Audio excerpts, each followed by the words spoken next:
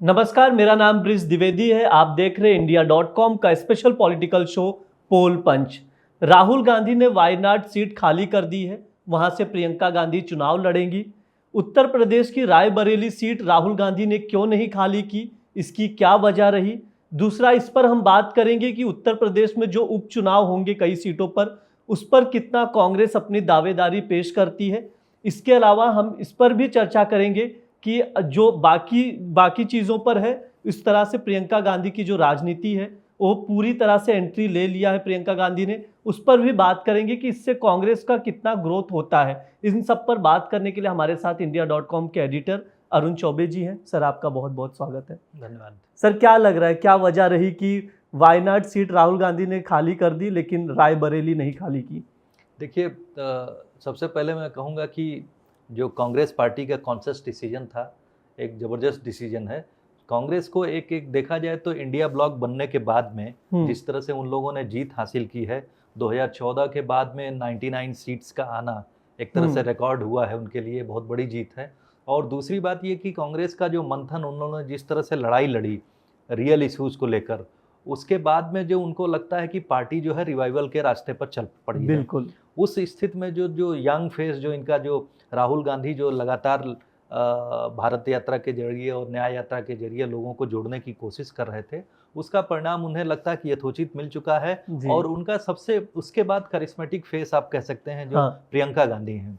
प्रियंका गांधी अच्छी ओरेटर हैं और वो जो लोगों को अपने साथ जोड़ने की जो उनकी कला है, शैली है, वो बहुत ज़बरदस्त है।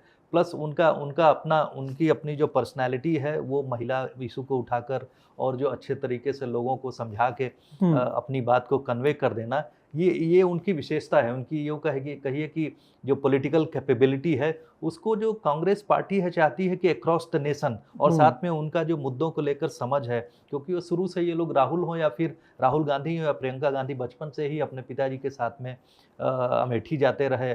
उसके बाद इन लोगों ने जो है रायबरेली का उन्होंने जो है रायबरेली अमेठी दोनों का जो एक तरह से इंचार्ज होते हुए उन्होंने पीपल मैनेजमेंट कर रहे हैं, लोगों से जनसंपर्क अभियान उनका जारी रहा।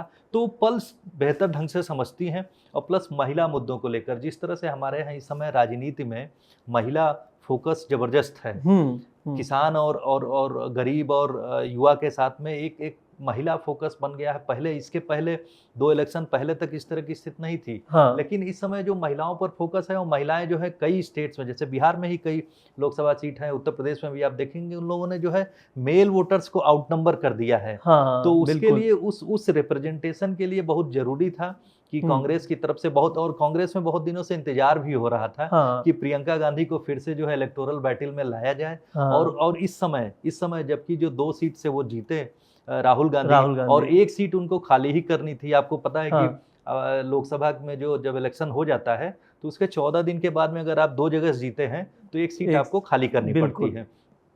तो इन लोगों ने डिसीजन लिया। और उसके बाद मैं बताऊं कि रायबरेली को रिप्रेजेंट करना राहुल गांधी के लिए इसलिए भी महत्वपूर्ण है कि वो एक तरह से देखा जाए तो उनके परिवार का पॉकेट बोरो है। पॉकेट बोरो है क्योंकि वहां से 18 बार जो तकरीबन कांग्रेस पार्टी के बाद लगातार वो सीट रही, फिरोज गांधी के जमाने से लेकर इंदिरा गांधी, उसके बाद जो सोनिया गांधी के बाद 4 बार वहां से जीती। तो वो पूरी की पूरी तरीके से देखा जाए पार्टी प्रेसिडेंट को रिप्रेजेंट करती है वो सीट, प्लस सबसे अहम सीट हो जाती है। और उत्तर प्रदेश में 6 सीट जीतने के बाद में 1 सीट से 6 सीट, हाँ, तो आप ये कह सकते हैं कि उन लोगों ने वो बहुत ज्यादा उत्साह देने वाली खबर है। तो इस बीच में आप कह सकते हैं कि राहुल गांधी का उत्तर प्रदेश में कंसंट्रेट करके आने वाले असेंबली इलेक्शन की तैयारी करना, जो कि आप देखेंगे 2025 में, जो 2027 में वहां पर असेंबली इलेक्शन होना है, तो उसके लिए स्ट्रेटजी तय करना, हमेशा वहां बने रहना। मतलब उत्तर प्रदेश में कहीं ना कहीं वापसी का रास्ता ढूंढ रही है कांग्रेस। जी हाँ, वापसी का रास्ता इस तरीके से भी ढूंढे हैं। वापसी का रास्ता आप यूं कहें कि मिल चुका है। वापसी का रास्ता उसी रायबरेली से और अमेठी से मिल चुका है। अमेठी में उन्होंने अपने परिवार के काफी उस पार्टी के काफी करीबी, जो कि 30 साल से वहां पर लगे रहे, वो किशोरी लाल शर्मा, हमेशा जब आप देखेंगे वो राजीव गांधी के टाइम से या फिर सोनिया गांधी थी, उन लोगों के साथ में लगे रहे। पीपल लोगों से जनसंपर्क के केंद्र वही हुआ करते थे। केएल शर्मा जो वो किशोरीलाल शर्मा। तो बिल्कुल। वो जीते, उसके साथ में वहां से वो दूसरा केंद्र उनका फिर से उनकी सीट वापस आ गई। उसके बाद रायबरेली से जीतना कांग्रेस के लिए बहुत ज्यादा उत्साह देने वाला था। और यूं कहें कि आप उन दोनों सीट का मैनेजमेंट जो है प्रियंका गांधी ही कर रही थी। लोगों से हाँ। रात, इवन आपने देखा होगा कि जिस तरह से उन्होंने वहां पर अपना कैंप लगा रखा था दोनों सीट को जिताने के लिए, मैनेज करने के लिए, तो बड़ी मेहनत की उन्होंने।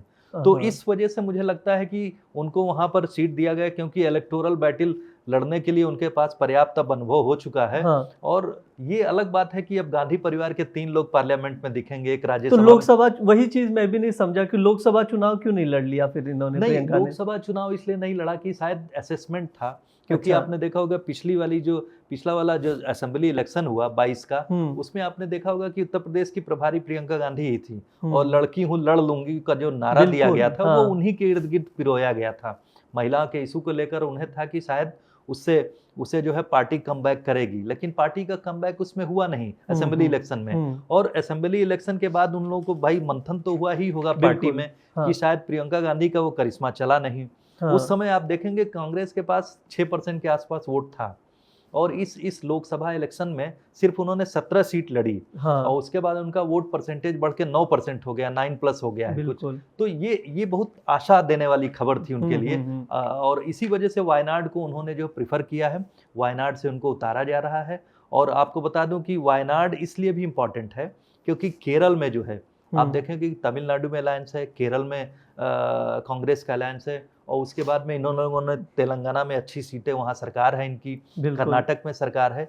तो साउथ इंडिया आपने और कांग्रेस के साथ में देखा होगा कि जब कांग्रेस उत्तर भारत में अच्छा पहले नहीं करती थी, 2009 का इलेक्शन आप देख सकते हैं, तो उस समय सदर्न स्टेट्स ने बहुत ज्यादा उनको सीट्स दी थी, उसी के दम पर लोग आते थे। तो अब तो उनके पास 2 लीडर ऐसे जो टॉप जो लीडरशिप है, उसमें 2 इतने पॉपुलर फेसेज हैं, जिसकी वजह से जो कहते हैं ना कि जो जेलिंग पॉइंट, जो पार्टी को एक तरह से अपने इर्द गिर्द जो है उस लीडरशिप के इर्द गिर्द पार्टी को जोड़े रखे। हाँ। तो इस तरह से देखा जाए तो उत्तर भारत में राहुल गांधी और दक्षिण भारत में प्रियंका गांधी, तो वहां से जो 5 स्टेट जहां से इन्होंने मैक्सिमम सीट जीती है, हाँ। तो उनके बीच कांग्रेस वर्कर्स के बीच में अपनी पार्टी को मजबूती देने के लिए बड़ा स्ट्रेटेजिक सर डिसीजन थोड़ा है। सा मैं चाहूंगा प्रियंका गांधी पर आप थोड़ा सा उनकी राजनीति, जो उनकी जी। करियर की शुरुआत, क्योंकि काफी पूरी तरह से राजनीति में ये कहें सांसद के तौर पर चुनाव लड़ने जा रही हूँ, बाई इलेक्शन, तो मतलब काफी महत्वपूर्ण एक तरह से कहें पूरी तरह से एंट्री ले चुकी हैं राजनीति में। तो आप देखेंगे तो कि इनका प्रियंका गांधी को जो है बहुत दिनों से, मैं तो कहूंगा कि 1 दशक से इंतजार किया जा रहा था बिल्कुल, कि राजनीति में आवे।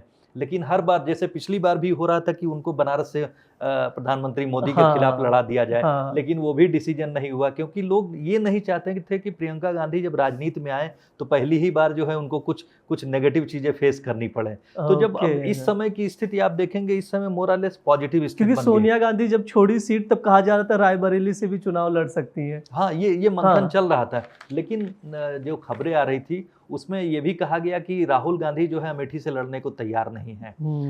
राहुल गांधी जो है जो उस स्ट्रीट बैटल में अपने को नहीं शामिल करना चाहते थे, जिस खेल की जो स्मृति ईरानी माहिर हैं, हाँ। उन्होंने बहुत वो जिस तरह से वो स्ट्रीट फाइटर की तरह से उन्होंने इनको लड़के हराया था।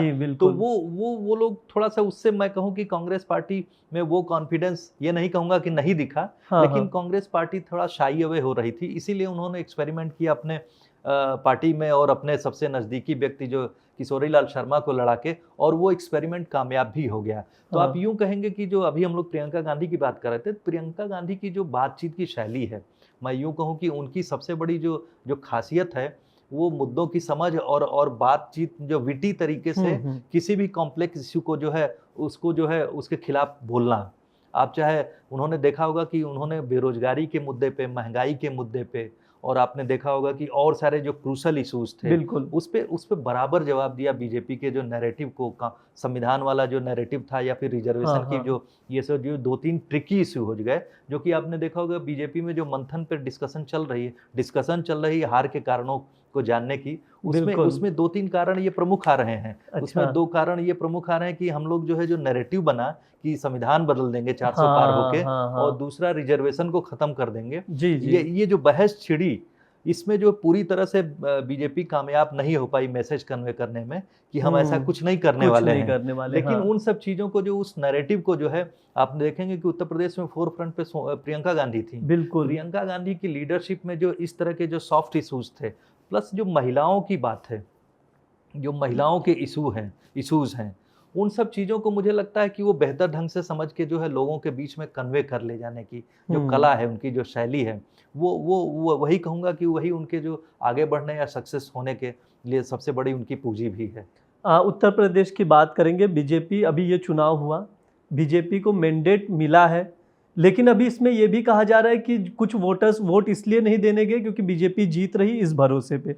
तो आप जो अभी बाई इलेक्शन होने वाले, लगभग 9-10 सीटें होंगी, तो इस पर जो बाई इलेक्शन होगा, क्या इसके नतीजे तय करेंगे कि बीजेपी को जो मैंडेट दिया गया है वो सही है या गलत है? देखिए, ये तो बहुत मैंडेट और इसके हाँ। जो परिणामों की बात आप कर रहे हैं, परिणाम तो तय होगी कि हाँ, बिल्कुल। लोगों ने जो उत्तर प्रदेश में जो है बीजेपी को एक तरह से जो है उनके साथ में लोग जो है थोड़ा सा नाराज भी थे। अच्छा। पार्टी में इंटरनल फ्यूड भी था, उसके कई कारण, कई एग्जाम्पल्स आए। वेस्टर्न यूपी में आप देखेंगे कि मुजफ्फरनगर की सीट भी है, उसमें जो क्षत्रिय और जाट के बीच में जो मामला, आपको बता दूं कि जो वेस्टर्न उत्तर प्रदेश में जो आप देखेंगे कि गाजियाबाद की सीट पे जो उनको टिकट ना दिया जाना, हाँ। जो हम लोग के वो साहब थे, पिछले जो कैंडिडेट थे, उनको हाँ। टिकट ना दिया जाना। इसी तरह दो एक और सीट थी जहाँ पे राजपूत कैंडिडेट्स को न खड़ा करना हाँ। भी एक इश्यू बन गया था। मैं आपको कहूँ कि उसके लिए वेस्टर्न यूपी में जो है कई जगह जो है पंचायतें हुई, ओके। जिसमें ये भी बताया गया कि साहब जो है क्षत्रिय जाति को जो है नेग्लेक्ट किया जा रहा है,